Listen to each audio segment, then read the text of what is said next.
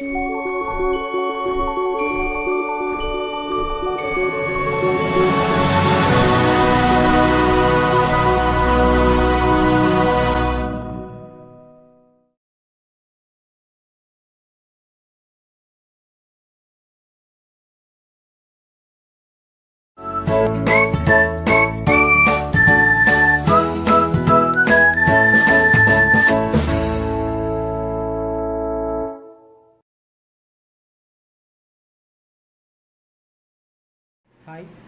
അപ്പോൾ നമ്മൾ നോക്കാൻ പോകുന്നത് അക്കൗണ്ടിങ് എന്ന് പറയുന്ന ആ ഒരു സംഭവത്തിനെ കുറിച്ചാണ്. എന്താണ് അക്കൗണ്ടിങ്, അതിനകത്ത് എന്തൊക്കെയാണ് വരുന്നത് എന്നുള്ള സംഭവം നമ്മൾ നോക്കാൻ പോകുന്നത്. അപ്പോൾ ആദ്യം നമുക്ക് എന്താണ് അക്കൗണ്ടിങ് നോക്കാം. അപ്പോൾ അക്കൗണ്ടിങ് എന്ന് പറയുന്നത് നമ്മുടെ എന്താണ് സിമിലർ ടു ഡയറി എൻട്രി ആണ്. ഡയറി റൈറ്റിങ്ങിൻ്റെ സിമിലർ ആയിട്ട് വരുന്നൊരു ടാസ്ക്കാണ് എന്തെന്ന് പറയുന്നത് നമ്മുടെ അക്കൗണ്ടിങ് എന്ന് പറയുന്നത് കേട്ടോ. അപ്പം അക്കൗണ്ടിങ്ങിന് പ്രധാനമായിട്ട് 2 ഡെഫിനിഷൻസ് ആണ് വരുന്നത്. അപ്പോൾ എന്താണ് ഫസ്റ്റ് ഡെഫിനിഷൻ ചോദിച്ചു കഴിഞ്ഞാൽ, അപ്പം എന്താണ് അക്കൗണ്ടിങ് എന്ന് ചോദിച്ചു കഴിഞ്ഞാൽ അക്കൗണ്ടിങ്ങിന് 2 രീതിയിൽ നമ്മൾ പറയാറുണ്ട്. ഫസ്റ്റ് വൺ എന്ന് പറയുന്നത് accounting is the process of recording. Accounting എന്ന് പറയുന്നത് ദ പ്രോസസ് ഓഫ് റെക്കോർഡിംഗ് ആയിട്ട് നമ്മൾ പറയാറുണ്ട്. Recording of business events and transactions. ഒരു ബിസിനസ്സിനകത്ത് നടക്കുന്ന ഈവൻറ്റ്സ് ആൻഡ് ട്രാൻസാക്ഷൻസ് അതിനെ റെക്കോർഡ് ചെയ്യുന്നൊരു പ്രോസസ്സിനെയാണ് എന്തെന്ന് വിളിക്കുന്നത് അക്കൗണ്ടിങ് എന്ന് പറയുന്നത് കേട്ടോ. അപ്പോൾ അക്കൗണ്ടിങ് എന്ന് പറയുന്നത് recording of business transactions and ഈവൻറ്റ്സിനെയാണ് എന്തെന്ന് വിളിക്കുന്നത് അക്കൗണ്ടിങ് എന്ന് പറയുന്നത്. ഓക്കെ, ഇപ്പോൾ ബിസിനസ്സിനകത്ത് ഒരുപാട് ഈവൻറ്റ്സ് നടക്കും, ഒരുപാട് ട്രാൻസാക്ഷൻസ് ഒക്കെ നടക്കാറുണ്ട്. അപ്പോൾ ഈവൻറ്റ്സിൻ്റെയും ട്രാൻസാക്ഷൻസിൻ്റെയൊക്കെ പ്രോപ്പറായിട്ടുള്ള റെക്കോർഡിംഗ് അതിനെയാണ് അക്കൗണ്ടിങ് എന്നുകൊണ്ട് ഉദ്ദേശിക്കുന്നത്. അതാണ് ഇതിൻ്റെ ഫസ്റ്റ് ഒരു മീനിങ് എന്ന് പറയുന്നത് കേട്ടോ. ഇപ്പോൾ സെക്കൻഡ് മീനിങ് എന്ന് പറയുന്നത്, രണ്ടാമത്തെ മീനിങ് എന്താണെന്ന് ചോദിച്ചു കഴിഞ്ഞാൽ, സെക്കൻഡ് മീനിങ് പറയുന്നത് വെച്ച് കഴിഞ്ഞാൽ അക്കൗണ്ടിങ് എന്ന് പറയുന്നത് ഡിഫൈൻ ചെയ്യുന്നത് ലാംഗ്വേജ് ഓഫ് ബിസിനസ് ആയിട്ടാണ് പറയുന്നത്. ഒരു ബിസിനസ്സിൻ്റെ ലാംഗ്വേജ് ആയിട്ട് നമ്മൾ എന്തിനെ പറയാറുണ്ട്, അക്കൗണ്ടിങ്ങിനെ പറയാറുണ്ട്. അതായത് ഒരു ബിസിനസ് എന്ന് പറയുന്നത് ഒരു ഓരോ ആൾക്കാരെ പോലെ നമ്മളെല്ലാവരെയും പോലെ സെപ്പറേറ്റ് ഒരു ലീഗൽ എക്സിസ്റ്റൻസ് ഉള്ള ഒരു ഒരു സെപ്പറേറ്റ് എൻറ്റിറ്റിയാണ് ബിസിനസ് എന്ന് പറയുന്നത്. അപ്പോൾ ആ ഒരു ബിസിനസ്സിൻ്റെ ലാംഗ്വേജ് ആണ് എന്തെന്ന് പറയുന്നത് അക്കൗണ്ടിങ് എന്ന് പറയുന്നത്. അതായത് ബിസിനസ്സിനകത്ത് നടക്കുന്ന കാര്യങ്ങൾ ബിസിനസ് കമ്മ്യൂണിക്കേറ്റ് ചെയ്യുന്നത്, അതിൻ്റെ ഇൻട്രസ്റ്റഡ് യൂസേഴ്സിൻ്റെ അടുത്ത് കമ്മ്യൂണിക്കേറ്റ് ചെയ്യുന്നത് അക്കൗണ്ടിങ് എന്ന് പറയുന്ന ലാംഗ്വേജിൽ കൂടിയാണ്. അക്കൗണ്ടിങ് എന്ന് പറയുന്ന ലാംഗ്വേജിൽ കൂടിയാണ് ബിസിനസ് എന്ത് ചെയ്യുന്നത്, അതിനകത്ത് നടക്കുന്ന കാര്യങ്ങളെ കമ്മ്യൂണിക്കേറ്റ് ചെയ്യുന്നത് പുറം വേൾഡുമായിട്ട്. ഓക്കെ, അതുകൊണ്ടാണ് ഇതിനകത്ത് അക്കൗണ്ടിങ്ങിനെ ലാംഗ്വേജ് ഓഫ് ബിസിനസ് ആയിട്ട് നമ്മൾ പറയുന്നത്.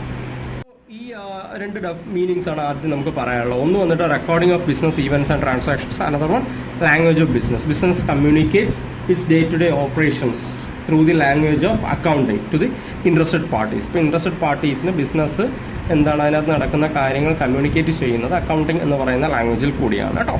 അതുപോലെ തന്നെ അക്കൗണ്ടിങ് എന്ന് പറയുന്നൊരു സംഭവം യൂണിവേഴ്സൽ ആപ്ലിക്കബിലിറ്റി ഉള്ള, അതിനൊരു യൂണിവേഴ്സൽ ആപ്ലിക്കബിലിറ്റി വരുന്നതാണ്. ലോകത്തെമ്പാടും അക്കൗണ്ടിങ് എന്ന് പറയുന്നത് നമ്മൾ പ്രാക്ടീസ് ചെയ്യുന്ന ഒരു സംഭവമാണ്. അതുകൊണ്ട് തന്നെയാണ് ഇതിനകത്ത് യൂണിവേഴ്സൽ ആപ്ലിക്കബിലിറ്റി ഉണ്ട്. അപ്പം ഈ ഒരു അക്കൗണ്ടിങ് എന്ന് പറയുന്ന സാധനത്തിന് യൂണിവേഴ്സൽ ആപ്ലിക്കബിലിറ്റി വന്നത് എങ്ങനെയാണെന്ന് ചോദിച്ചു കഴിഞ്ഞാൽ AICPA എന്ന് പറയുന്ന ഒരു ഓർഗനൈസേഷൻ ഉണ്ട്, American Institute of Certified public accountants എന്ന് പറയും. അപ്പോൾ AICPA വഴിയാണ് അക്കൗണ്ടിങ് എന്ന് പറയുന്ന ആ ഒരു പ്രോസസ്സിന്, അക്കൗണ്ടിങ് എന്ന് പറയുന്ന ആ ഒരു സംഭവത്തിന് ഒരു യൂണിവേഴ്സൽ ആപ്ലിക്കബിലിറ്റി വരുന്നത്. ഓക്കെ, അപ്പോൾ ഇതിനകത്ത് ഈ AICPA-നെയാണ് അക്കൗണ്ടിങ്ങിൻ്റെ പാരന്റ് ഓർഗനൈസേഷൻ എന്ന് പറയുന്നത്. ആക്ച്വലി 2 പ്രധാനപ്പെട്ട പാരന്റ് ഓർഗനൈസേഷനാണ് അക്കൗണ്ടിങ്ങിനകത്തുള്ളത്. ഒന്ന് AICPA-യും മറ്റേത് ICAI, Institute of Chartered Accountants of India. American Institute of Certified Public അക്കൗണ്ടൻസും AICPA, ഇവർ രണ്ടുപേരുമാണ്, ഈ 2 ഓർഗനൈസേഷൻസാണ് അക്കൗണ്ടിങ് എന്ന് പറയുന്ന ഒരു പ്രോസസ്സിൻ്റെ പാരന്റ് ഓർഗനൈസേഷൻ എന്ന് പറയുന്നത്. ഓക്കെ, അപ്പോൾ ഇതെങ്ങനെയാണ് ഇവർ യൂണിവേഴ്സൽ ആപ്ലിക്കബിലിറ്റി ഈ ഓവറോൾ ഗ്ലോബിൽ അക്കൗണ്ടിങ് പ്രാക്ടീസ് യൂണിഫോം ആക്കുന്നത്, അല്ലെങ്കിൽ ആ ഒരു യൂണിവേഴ്സൽ ആപ്ലിക്കബിലിറ്റി കൊണ്ടുവരുന്നത് എങ്ങനെയാണെന്ന് ചോദിച്ചു കഴിഞ്ഞാൽ AICPA-ക്കും ICAI-യും കൂടി ചേർന്നിട്ട് ഗ്യാപ്പ് എന്ന് പറയുന്ന ഒരു സംഭവത്തിന് രൂപം കൊടുത്തിട്ടുണ്ട്. ജനറലി അക്സെപ്റ്റഡ് അക്കൗണ്ടിങ് പ്രിൻസിപ്പിൾസ് അല്ലെങ്കിൽ ഗ്ലോബലി അക്സെപ്റ്റഡ് അക്കൗണ്ടിങ് പ്രിൻസിപ്പിൾസ് എന്ന് നമ്മൾ പറയാറുണ്ട്. അപ്പോൾ ഈ ഗ്ലോബലി അക്സെപ്റ്റഡ് അക്കൗണ്ടിങ് പ്രിൻസിപ്പിൾ അല്ലെങ്കിൽ ജനറലി അക്സെപ്റ്റഡ് അക്കൗണ്ടിങ് പ്രിൻസിപ്പിൾ വഴിയാണ് ഈ അക്കൗണ്ടിങ് എന്ന് പറയുന്ന ആ ഒരു പ്രോസസ്സിന് ഒരു ഗ്ലോബൽ റെക്കഗ്നിഷൻ, ഒരു യൂണിവേഴ്സൽ ആപ്ലിക്കബിലിറ്റി കൊണ്ടുവന്നിട്ടുള്ളത്, ഉറപ്പാക്കിയിട്ടുള്ളത്. ഓക്കെ, അപ്പോൾ അപ്പം ഈ AICPA-യുടെ AICPA ഡിഫൈൻ ചെയ്യുന്നത്, അക്കൗണ്ടിങ്ങിനെ ഡിഫൈൻ ചെയ്യുന്നത് അക്കൗണ്ടിങ് ഈസ് ആൻ ആർട്ട് എന്നാണ് പറയുന്നത്. ഓക്കെ, AICPA അക്കൗണ്ടിങ്ങിനെ വിശേഷിപ്പിക്കുന്നത് ഈസ് ആൻ ആർട്ടായിട്ടാണ് പറയുന്നത്, ഒരു ആർട്ടായിട്ടാണ് പറയുന്നത് കേട്ടോ. എന്തിനുള്ള ആർട്ട് എന്ന് ചോദിച്ചു കഴിഞ്ഞാൽ accounting is the art of recording, ക്ലാസിഫയിങ്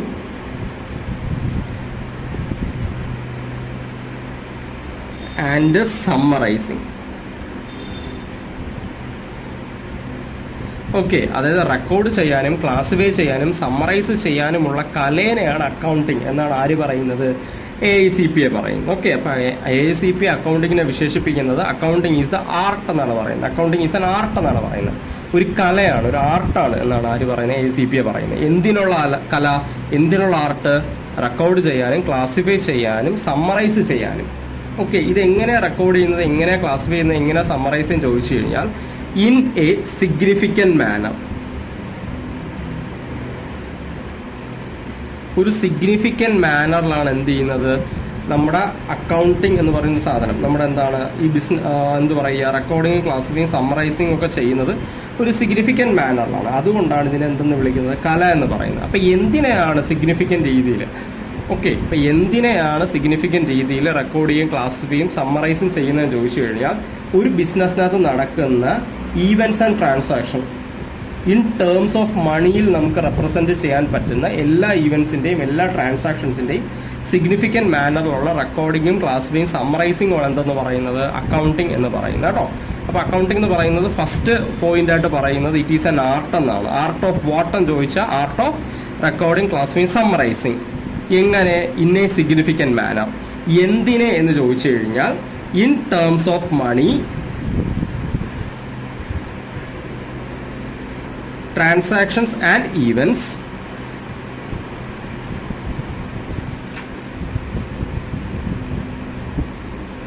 okay, in terms of money, transactions and events.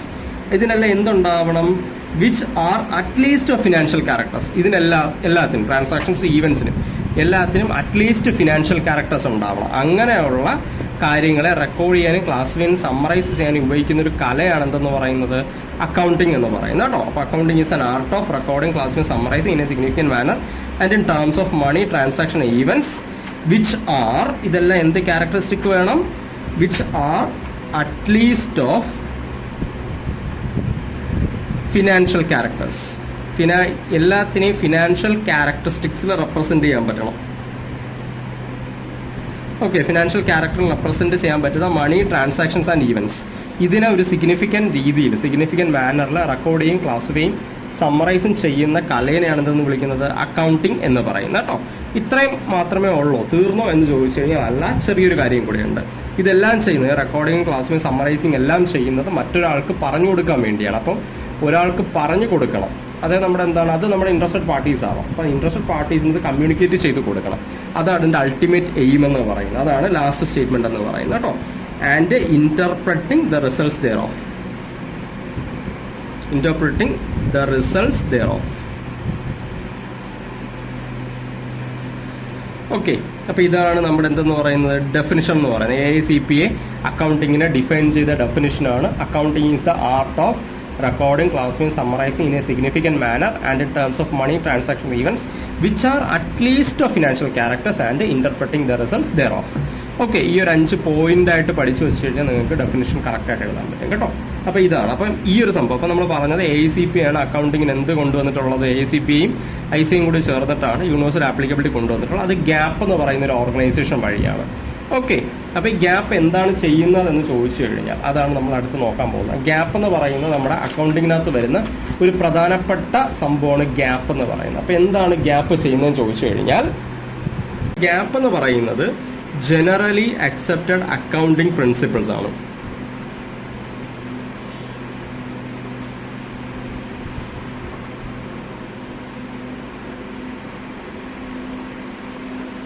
Generally accepted accounting പ്രിൻസിപ്പിൾസിനെയാണ് നമ്മൾ ഗ്യാപ്പ് എന്ന് പറയുന്നത് കേട്ടോ.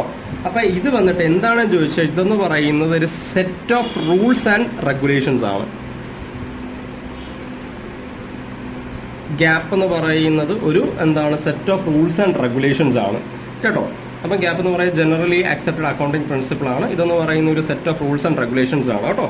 എന്തിനു വേണ്ടിയാണ് യൂസ് ചെയ്യുന്നത്, അല്ലെ എന്തിനു വേണ്ടിയാണ് ഈ റൂൾസ് റെഗുലേഷൻസ് സെറ്റ് ചെയ്തേക്കുന്നതെന്ന് ചോദിച്ചു കഴിഞ്ഞാൽ in the preparation and presentation of financial statements.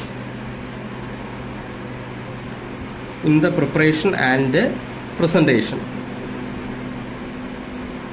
Okay, financial സ്റ്റേറ്റ്മെന്റ്സിന്റെ പ്രിപ്പറേഷന്റെയും പ്രസന്റേഷനും ഇതിനു വേണ്ടി നമ്മൾ രൂപീകരിച്ചിട്ടുള്ള ഒരു സാധനമാണ് എന്തെന്ന് പറയുന്നത്, ഗ്യാപ്പ് എന്ന് പറയുന്നത് കേട്ടോ. അപ്പോൾ ഗ്യാപ്പ് എന്ന് പറയുന്നത് ജനറലി അക്സെപ്റ്റഡ് അക്കൗണ്ടിംഗ് പ്രിൻസിപ്പിൾസ് ആണ്. ഇതൊരു set of rules and regulations ആണ് used in the preparation and presentation of financial statements and reports.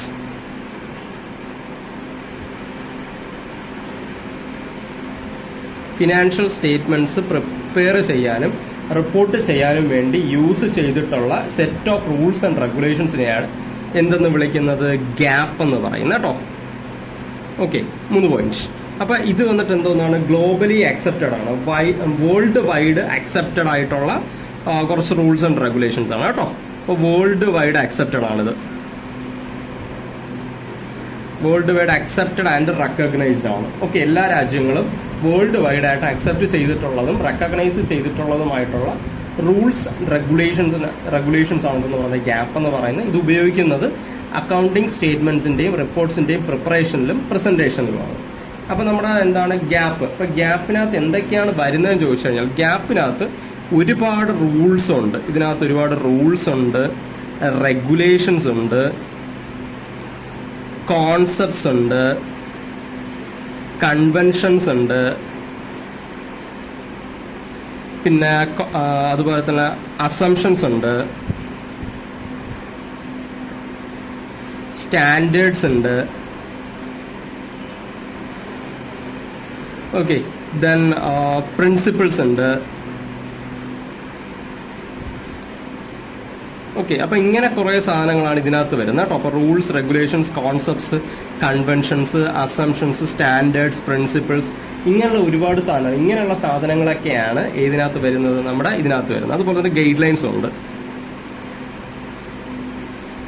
Guide lines. Okay, ഇപ്പൊ റൂൾസ്, റെഗുലേഷൻസ് ഉണ്ട്. അപ്പൊ റൂൾസ് ഇതിനകത്ത് വരുന്നുണ്ട്, റെഗുലേഷൻസ് വരുന്നുണ്ട്, കോൺസെപ്റ്റ്സ് വരുന്നുണ്ട്, conventions, assumptions, standards, principles, guide lines, ഇതെല്ലാം അടങ്ങുന്ന ഒരു വലിയൊരു പാക്കേജ് ആണ് ഇതെന്ന് പറയുന്നത് ഗ്യാപ്പ് എന്ന് പറയുന്നത് കേട്ടോ. അപ്പൊ ഇതിൽ നമ്മൾ പഠിക്കാൻ പോകുന്നത്, അപ്പൊ ഇതിൽ എന്താണ് നമ്മൾ യൂസ് ചെയ്യുന്നത്, എപ്പോഴും സ്ഥിരം എല്ലാ ആൾക്കാരും അക്കൗണ്ടിങ്ങിനായിട്ട് സ്ഥിരം യൂസ് ചെയ്യുന്ന ഒരു 14 കോൺസെപ്റ്റ്സ് ഉണ്ട്. 14 കോൺസെപ്റ്റ്സ് അല്ലെങ്കിൽ പ്രിൻസിപ്പിൾസ് ഉണ്ട്. അതാണ് വേൾഡ് ഫേമസ് എന്ന് പറയുന്നത്. 14 പ്രധാനപ്പെട്ട കോൺസെപ്റ്റ്സ് അല്ലെങ്കിൽ പ്രിൻസിപ്പിൾസ് ഉണ്ട്. അത് വെച്ചിട്ടാണ് അക്കൗണ്ടിങ് പ്രോസസ്സ് സ്മൂത്തറായിട്ട് എന്ത് ചെയ്യുന്നത്, നടത്തിക്കൊണ്ട് പോകുന്നത്. അപ്പം ഭയങ്കര ഈസി ആയിട്ടും ഭയങ്കര സ്മൂത്തായിട്ടും എല്ലാം അക്കൗണ്ടിങ്ങിന്റെ ജോലികൾ കാര്യങ്ങളൊക്കെ ഹാൻഡിൽ ചെയ്യാൻ പറ്റുന്നത് ഈ 14 പ്രിൻസിപ്പിൾസ് ഉള്ളതുകൊണ്ടാണ്. അപ്പോൾ എന്തൊക്കെയാണ് ഈ 14 പ്രിൻസിപ്പിൾസ് എന്ന് ചോദിച്ചു കഴിഞ്ഞാൽ, അപ്പോൾ ഫസ്റ്റ് പ്രിൻസിപ്പിൾ എന്ന് പറയുന്നത് ഡ്യുവൽ ബിസിനസ് എൻറ്റിറ്റി കോൺസെപ്റ്റ് ആണ് കേട്ടോ.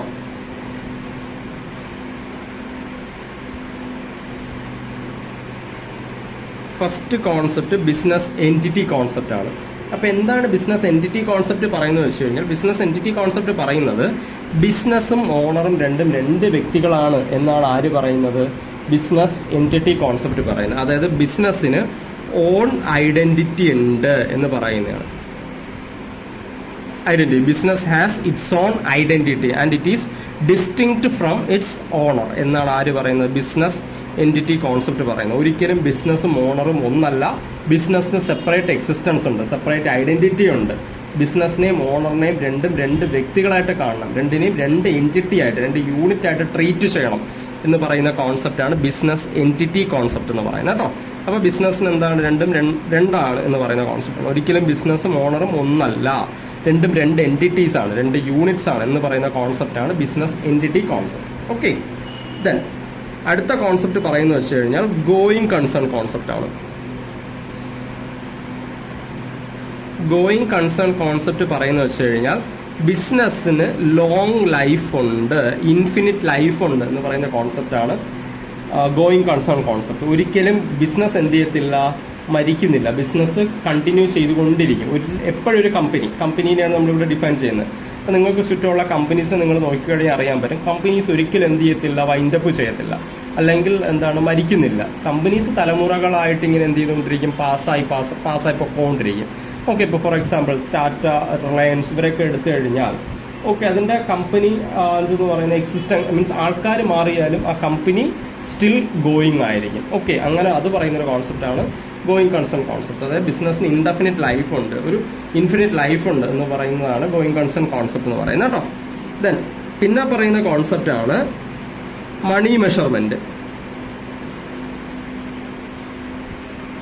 മണി മെഷർമെന്റിനകത്ത് പറയുന്നത് പൈസ വെച്ച് മെഷർ ചെയ്യാൻ പറ്റുന്ന കാര്യങ്ങൾ മാത്രമേ അക്കൗണ്ടിങ്ങിനകത്ത് റെക്കോർഡ് ചെയ്യാൻ പാടുള്ളൂ. അതായത് ഇൻ ടേംസ് ഓഫ് മണി അല്ലെങ്കിൽ മോണിറ്ററി ആയിട്ട് നമുക്ക് റെപ്രസെന്റ് ചെയ്യാൻ പറ്റുന്ന, മോണിറ്ററി ആയിട്ട് പറയാൻ പറ്റുന്ന കാര്യങ്ങൾ മാത്രമേ നമുക്ക് ഏതിനകത്ത് കാണിക്കാൻ പറ്റത്തുള്ളൂ, അക്കൗണ്ടിങ്ങിനകത്ത് നമുക്ക് കാണിക്കാൻ പറ്റത്തുള്ളൂ കേട്ടോ. അതാണ് മണി മെഷർമെന്റ് കോൺസെപ്റ്റ് എന്ന് പറയുന്നത്. മണി മെഷർമെന്റ് കോൺസെപ്റ്റ് എന്ന് വെച്ച് കഴിഞ്ഞാൽ only those transactions which can be expressed in monetary value അല്ലെങ്കിൽ ഫിനാൻഷ്യൽ ക്യാരക്ടർ. ഫിനാൻഷ്യൽ ക്യാരക്ടറിൽ റെപ്രസെന്റ് ചെയ്യാൻ പറ്റുന്നത് അല്ലെങ്കിൽ മണി വാല്യൂവിൽ റെപ്രസെന്റ് ചെയ്യാൻ പറ്റുന്ന കാര്യങ്ങൾ മാത്രമേ അക്കൗണ്ടിങ്ങിനകത്ത് റെക്കോർഡ് ചെയ്യാൻ പാടുള്ളൂ എന്ന് പറയുന്നതാണ് ഏതെന്ന് പറയുന്നത് മണി മെഷർമെന്റ് കോൺസെപ്റ്റ് എന്ന് പറയുന്നത് കേട്ടോ.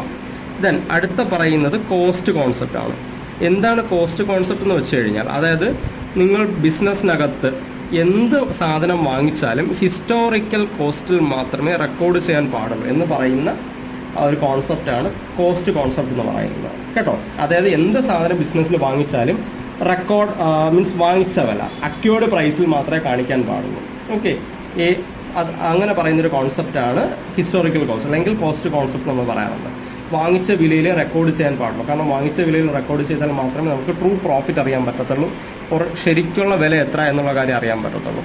ഓക്കെ, നമ്മളിപ്പോൾ ഇൻഫ്ലേറ്റഡ് പ്രൈസോ ഡിഫ്ലേറ്റഡ് പ്രൈസോ ഒന്നും തന്നെ കാണിക്കാൻ പാടില്ല. എത്ര വിലയ്ക്കാണ് ഒരു സാധനം പർച്ചേസ് ചെയ്ത് അത് മാത്രമേ നമ്മളിവിടെ കാണിക്കാൻ പാടുള്ളൂ. അതാണ് ഇതിനകത്ത് പറയുന്നത് കോസ്റ്റ് കോൺസെപ്റ്റിനകത്ത് പറയുന്നത്. ഓക്കെ, ദെൻ അടുത്ത കോൺസെപ്റ്റ് എന്ന് പറയുന്നത് disclosure concept, full disclosure concept എന്ന് പറയും. ഫുൾ ഡിസ്ക്ലോഷർ കോൺസെപ്റ്റിനകത്ത് പറയുന്നത് അതായത് ബിസിനസ്സിനകത്തുള്ള എല്ലാ ഇൻഫർമേഷൻസും എന്ത് ചെയ്യണം, പബ്ലിഷ് ചെയ്യണം. ബിസിനസ് അക്കൗണ്ടിങ് റിലേറ്റഡ് ആയിട്ടുള്ള എല്ലാ കാര്യങ്ങളും പബ്ലിഷ് ചെയ്യണം, ഒന്നും മറച്ചു വെക്കരുത് എന്ന് പറയുന്ന കോൺസെപ്റ്റാണ് ഫുൾ ഡിസ്ക്ലോഷർ കോൺസെപ്റ്റ് എന്ന് പറയുന്നത്. ഓക്കെ, അതായത് ഇപ്പം നമ്മുടെ ബിസിനസ്സിനകത്ത് എന്തൊക്കെ ഇൻഫർമേഷൻസ് ആണ് അവൈലബിൾ, ഇതെല്ലാം നമ്മുടെ ബിസിനസ്സിന്റെ പെർഫോമൻസ്, ഫിനാൻഷ്യൽ പെർഫോമൻസ് ഉറപ്പുവരുത്തുന്ന എന്തൊക്കെ ഇൻഫർമേഷൻസ് ആണ് അവൈലബിൾ ആയിട്ട് വരുന്നത്, ഇതെല്ലാം പബ്ലിക്കിന്, ഇൻവെസ്റ്റേഴ്സിന്, ഷെയർ ഹോൾഡേഴ്സിന് റിവീൽ ചെയ്യണം എന്ന് പറയുന്ന സംഭവമാണ് കേട്ടോ. Reveal full information.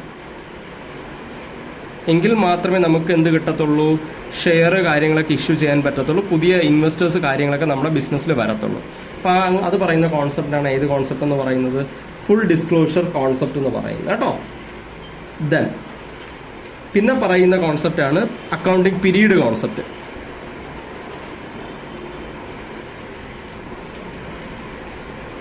Accounting period concept പറയുന്നത് വെച്ച് കഴിഞ്ഞാൽ അക്കൗണ്ടിങ് എന്ന് പറയുന്ന ആ ഒരു പ്രോസസ്സ് നമുക്ക് ഇഷ്ടമുള്ള രീതിയിൽ ചെയ്യാൻ പാടില്ല, അല്ലെങ്കിൽ നമുക്ക് ഇഷ്ടം ഉള്ളപ്പോഴെല്ലാം അക്കൗണ്ടിങ് ചെയ്യരുത്. അക്കൗണ്ടിങ് ചെയ്യാനായിട്ടൊരു പെർട്ടിക്കുലർ പീരീഡ് ഉണ്ട്. ആ പെർട്ടിക്കുലർ പീരീഡിൽ മാത്രമേ നമ്മൾ എന്ത് ചെയ്യാൻ പാടുള്ളൂ, അക്കൗണ്ടിങ് ചെയ്യാൻ പാടുള്ളൂ. എങ്കിൽ മാത്രമേ നമുക്ക് എന്ത് ചെയ്യാൻ പറ്റത്തുള്ളൂ, ആ ഫിനാൻഷ്യൽ പെർഫോമൻസ്, ഒരു കമ്പനിയുടെ ഫിനാൻഷ്യൽ പെർഫോമൻസ് നമുക്ക് മെഷർ ചെയ്യാൻ പറ്റത്തുള്ളൂ. അതാണ് ഇതിനകത്ത് പറയുന്നത് നമ്മുടെ ഈ അക്കൗണ്ടിങ് പീരീഡ് കോൺസെപ്റ്റിനകത്ത് പറയുന്നത് കേട്ടോ.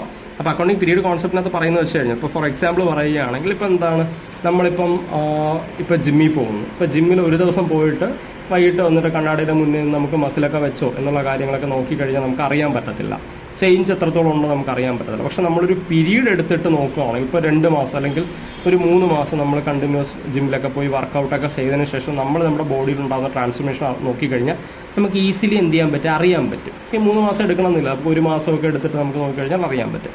അത് തന്നെയാണ് ഇവിടെയും പറയുന്നത്. അക്കൗണ്ടിങ് എല്ലാ ദിവസവും ചെയ്യുകയാണെങ്കിൽ നമുക്ക് ബിസിനസ്സിൽ പ്രോഫിറ്റ് ആണോ ലോസ് ആണോ എന്നുള്ള കാര്യം അറിയാൻ പറ്റത്തില്ല. അതുകൊണ്ട് അക്കൗണ്ടിങ് എന്ന് പറയുന്ന ഒരു സാധനം, അക്കൗണ്ടിങ് എന്ന് പറയുന്ന ആ ഒരു പ്രോസസ്സ്, ആ ഒരു കല ഒരു പെർട്ടിക്കുലർ പീരീഡിലേ നമ്മൾ ചെയ്യാൻ പാടുള്ളൂ. നമ്മുടെ ഇവിടുത്തെ പീരീഡ് എന്ന് പറയുന്നത് 1 ഏപ്രിൽ ടു 31 മാർച്ച് ആണ് അക്കൗണ്ടിങ് പീരീഡ് എന്ന് പറയുന്നത്. ഓക്കെ, അപ്പോൾ ആ ഒരു പീരീഡിൽ മാത്രമേ അക്കൗണ്ടിങ് എന്ന് പറയുന്ന ഒരു സാധനം നമുക്ക് ചെയ്യാൻ പാടുള്ളൂ കേട്ടോ. അതാണ് അക്കൗണ്ടിങ് പീരീഡ് കോൺസെപ്റ്റ് ആയിട്ട് പറയുന്നത്. ഓക്കെ, ദെൻ അടുത്ത കോൺസെപ്റ്റ് എന്ന് പറയുന്നത് റവന്യൂ റെക്കഗ്നിഷൻ.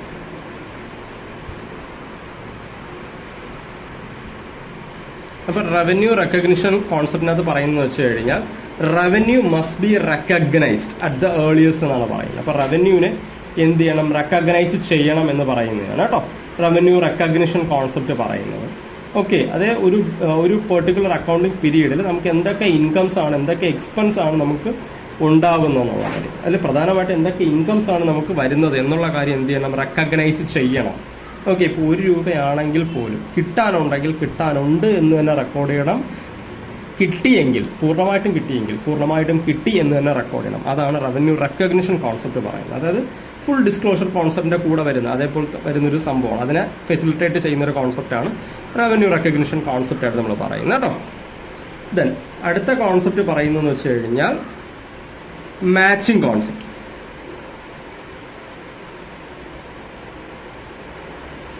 മാച്ചിങ് കോൺസെപ്റ്റ് പറയുന്നത് ഒരു വർഷത്തിൽ ഉണ്ടാകുന്ന എക്സ്പെൻസിന് അതാത് വർഷത്തിൽ ഇൻകം ജനറേറ്റ് ആയിരിക്കും, അല്ലെങ്കിൽ ഒരു വർഷം ഒരു അക്കൗണ്ടിങ് പീരീഡിനകത്ത് നമ്മൾ ജനറേറ്റ് ചെയ്യുന്ന ഓരോ ഇൻകത്തിനും കൺസേൺഡ് ആയിട്ടുള്ള എക്സ്പെൻസ് ഉണ്ടായിരിക്കും എന്നാണ് പറയുന്നത്. അപ്പം എക്സ്പെൻസും ഇൻകവും കറസ്പോണ്ടിങ് ആയിരിക്കും എന്നാണ് പറയുന്നത്. അപ്പോൾ ഏതൊരു കാര്യത്തിനും എന്താണ് മീൻസ് ഡെബിറ്റ് ആൻഡ് ക്രെഡിറ്റ് ഉണ്ടായിരിക്കും എന്ന് പറയുന്നൊരു കോൺസെപ്റ്റാണ് നമ്മുടെ മാച്ചിങ് കോൺസെപ്റ്റ് പറയുന്നത്. അതായത് അതാത് വർഷം ഒരു അക്കൗണ്ടിങ് പീരീഡിനകത്ത് വരുന്ന എല്ലാ എക്സ്പെൻസസ് മസ്റ്റ് ബി മാച്ച്ഡ് വിത്ത്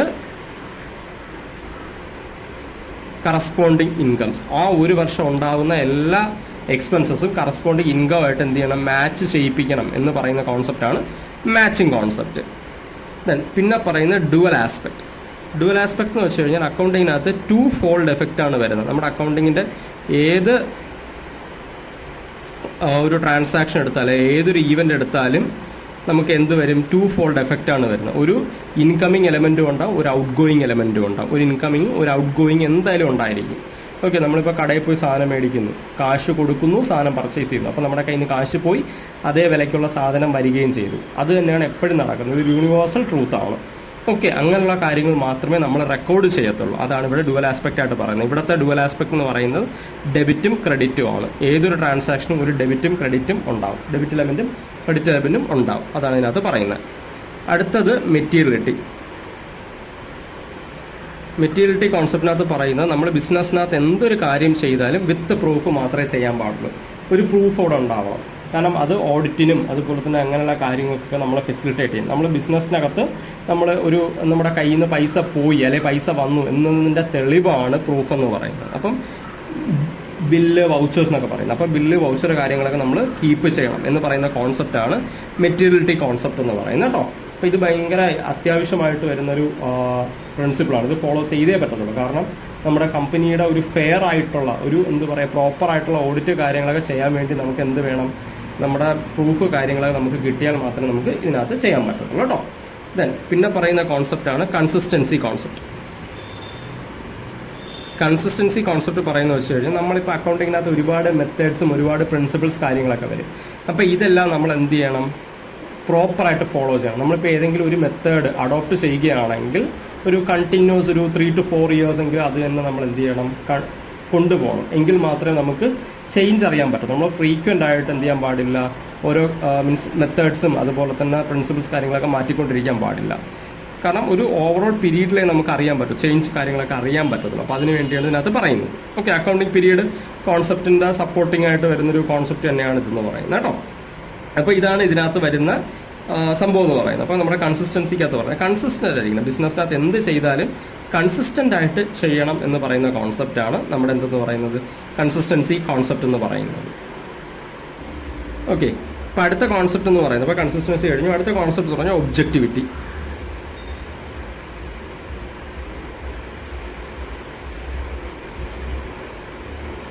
ഇപ്പോൾ ഒബ്ജക്റ്റിവിറ്റി കോൺസെപ്റ്റ് പറയുന്നത് വെച്ച് കഴിഞ്ഞാൽ അക്കൗണ്ടിങ്ങിനകത്ത് എന്ത് ചെയ്താലും അതിൻ്റെ പിന്നിലൊരു ഒബ്ജക്റ്റ് ഉണ്ടാവണം. ഒരു ഒബ്ജക്റ്റ് ഇല്ലാതെ അക്കൗണ്ടിങ് ചെയ്യാൻ പാടില്ല എന്ന് പറയുന്ന കോൺസെപ്റ്റാണ് ഒബ്ജക്റ്റിവിറ്റി കോൺസെപ്റ്റ് എന്ന് പറയുന്നത്. ഒരു ലക്ഷ്യം ഉണ്ടാവണം, ഒരു എയിം ഉണ്ടാവണം എന്ന് പറയുന്നൊരു കോൺസെപ്റ്റാണ് ഒബ്ജക്റ്റിവിറ്റി കോൺസെപ്റ്റ് എന്ന് പറയുന്നത്. ഓക്കെ, ഒരു എയിം അവിടെ മസ്റ്റായിട്ട് നമുക്ക് ഉണ്ടായിരിക്കണം. ഓക്കെ, ഇപ്പോൾ എയിം ഇല്ലാതെ നമ്മൾ ഒരിക്കലും ഒരു അക്കൗണ്ടിങ്ങിനകത്തൊരു കാര്യം ചെയ്യാൻ പാടില്ല എന്ന് പറയുന്ന കോൺസെപ്റ്റാണ് എന്തെന്ന് പറയുന്ന ഒബ്ജക്റ്റിവിറ്റി കോൺസെപ്റ്റ് എന്ന് പറയുന്നത്. ഇപ്പോൾ നമ്മൾ ഇപ്പോൾ ഡിപ്രീസിയേഷൻ എന്ന് പറയുന്ന സാധനമുണ്ട്. ഇപ്പോൾ ഡിപ്രീസിയേഷൻ എന്ന് പറയുന്നത് നമ്മുടെ അസറ്റ്സിൻ്റെ ഫിക്സഡ് അസറ്റ്സിൻ്റെ വാല്യൂഡ് ഉണ്ടാകുന്ന ഇടിവിനെയാണ് ഡിപ്രീസിയേഷൻ എന്ന് പറയുന്നത്. അപ്പോൾ ഡിപ്രീസിയേഷൻ എന്തിനാണ് നമ്മൾ ചെയ്യുന്നത് എന്ന് ചോദിച്ചു കഴിഞ്ഞാൽ അതിന് പ്രോപ്പറായിട്ടൊരു ഉത്തരം പറയാൻ നമുക്ക് പറ്റണം. അതാണ് ഇതിനകത്ത് പറയുന്നത്. ഒബ്ജക്റ്റ്, എയിം, എന്തിനാണ് ഇത് ചെയ്യുന്നത് എന്ന് ചോദിച്ചു കഴിഞ്ഞാൽ ഇന്ന കാര്യത്തിന് വേണ്ടിയാണെന്ന് പറയാൻ നമുക്ക് പറ്റണം. അതിനെയാണ് എന്തെന്ന് പറയുന്നത്, ഒബ്ജക്റ്റിവിറ്റി എന്ന് പറയുന്നത്. ഒബ്ജക്റ്റ് ഇല്ലാതെ അക്കൗണ്ടിങ്ങിനകത്ത് ഒരു കാര്യം നമ്മൾ ചെയ്യാൻ പാടില്ല. ഓക്കെ, പിന്നെ പറയുന്നതാണ് കൺസർവേറ്റിസം ആൻഡ് പ്രൂഡൻസ്.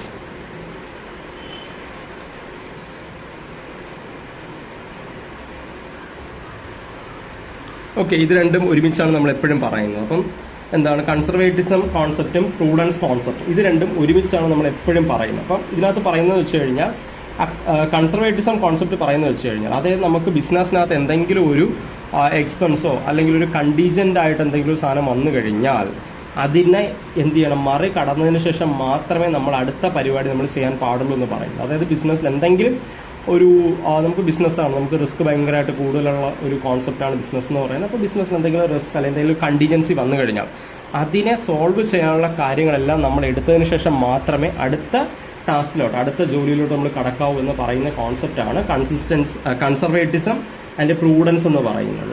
ഓക്കെ, ഇപ്പോൾ എന്തെങ്കിലും ഒരു റിസ്ക് വന്നു അതിനെ ഓവർകം ചെയ്യാനുള്ള എല്ലാ മെത്തേഡ്സും എല്ലാ പോളിസീസും നമ്മുടെ ബാക്കപ്പ് ഉണ്ടായിരിക്കണം. അതാണ് ഇതിനകത്ത് പറയുന്നത് കൺസർവേറ്റിസം ആൻഡ് പ്രൂഡൻസ് എന്ന് പറയുന്നത് കേട്ടോ. അപ്പോൾ ഇങ്ങനെ 14 കോൺസെപ്റ്റ്സ് ആണ്, 14 പ്രിൻസിപ്പിൾസ് അല്ലെങ്കിൽ കോൺസെപ്റ്റ്സ് ആണ് ഇതിനകത്ത് വരുന്നത്, നമുക്ക് അക്കൗണ്ടിങ്ങിനകത്ത് വരുന്നത്, ഗ്യാപ്പിനകത്ത് വരുന്നത്. ഇത് വെച്ചിട്ടാണ് ഈ 14 പ്രിൻസിപ്പിൾസിൻ്റെ ബലത്തിലാണ് എന്താണ് AICPAയും ICAയും കൂടി ചേർന്നിട്ട് യൂണിവേഴ്സൽ ആപ്ലിക്കബിലിറ്റി എൻഷുർ ചെയ്യിപ്പിക്കുന്നത്. ഓക്കെ, ഇതൊരു ഷുവർ ക്വസ്റ്റ്യൻ ആണ്. ഇത് നമ്മൾ നോക്കേണ്ട ഒരു സംഭവമാണ് കേട്ടോ. അപ്പോൾ ഇത്രയും ഇതാണ് 14 പ്രിൻസിപ്പിൾസ് എന്ന് പറയുന്നത്.